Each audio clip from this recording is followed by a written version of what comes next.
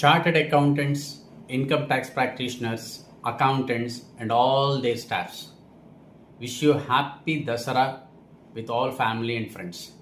ఇదేంట్రా బాబు ఓన్లీ వీళ్ళకే చెప్తున్నారని చెప్పి అనుకుంటున్నారా?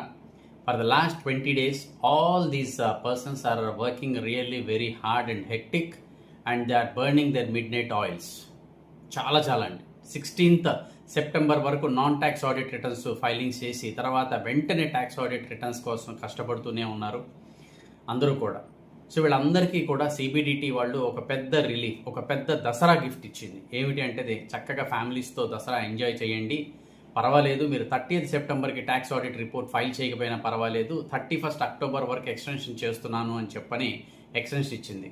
అఫ్ కోర్స్ దానికి కారణాలు ఏంటంటే ఫ్లడ్స్, కొన్ని స్టేట్స్లో ఫ్లడ్స్ రావటం వల్ల అవ్వచ్చు, న్యాచురల్ కెలామిటీస్ వల్ల అవ్వచ్చు, ఇన్కమ్ ట్యాక్స్ పోర్టల్ పనిచేయకపోవటం వల్ల అవ్వచ్చు, కేవలం 15 రోజుల టైం ఉండటం వల్ల అవ్వచ్చు, and all over the India various professional associations including Institute of Chartered Accounts of India వాళ్ళు రిక్వెస్ట్ చేయడం వల్ల అవ్వచ్చు.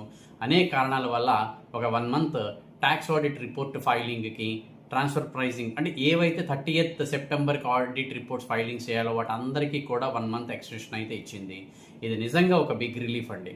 కానీ ఏమని చెప్పిందంటే నెక్స్ట్ టైం నుంచి బిజినెస్ అసోసియేషన్స్ రమ్మని చెప్పానండి.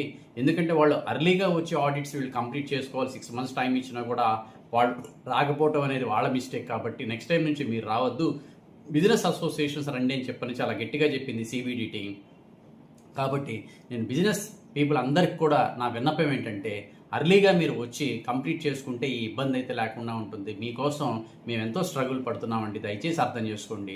ఇప్పుడు సిబిడిటీ ఇచ్చిన ఈ దసరా గిఫ్ట్ని 1 month ఎక్స్టెన్షన్ని కూడా మిస్యూజ్ చేసుకోకుండా మీరు అర్లీగా మీ చార్టర్డ్ అకౌంట్ని సంప్రదించి, మీ బుక్స్ అన్నింటినీ సంప్రదించి సబ్మిట్ చేసి టీడీఎస్ రికన్సిలియేషన్స్, జిఎస్టీ రికన్సిలియేషన్స్ అన్ని జాగ్రత్తగా చేసుకొని కనుక మీరు ట్యాక్స్ ఆడిట్ ఫైలింగ్ చేసుకుంటే ఏ ప్రాబ్లం రాదు. అదర్వైజ్ వితిన్ 2 days లోపల మీ ఇన్కమ్ ట్యాక్స్ రిటర్న్ డిఫెక్ట్ అవ్వడానికి ఛాన్సెస్ ఉంది.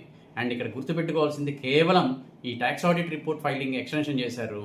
సో అంతేగాని 30th సెప్టెంబర్కి చేయాల్సిన కొన్ని పనులు, ఉదాహరణకి చారిటబుల్ ట్రస్టులు ఎవరికైతే వాళ్ళ 12AB registration 31st March 2026కి expire అయిపోతుందో వాళ్ళందరూ రెన్యూవల్ కోసం 30th సెప్టెంబర్కి చేసుకోవాలి, అది ఎక్స్టెన్షన్ చేయాలి. కంపెనీస్ ఏజిఎం కండక్ట్ చేయాలంటే కనుక అది 30th సెప్టెంబర్, అది ఎక్స్టెన్షన్ చేయాలి, అది గుర్తుపెట్టుకోండి. సో ఈ సంవత్సరం audit reports and income tax returns అన్నీ కూడా 31st అక్టోబర్ లోపల చేయాలి.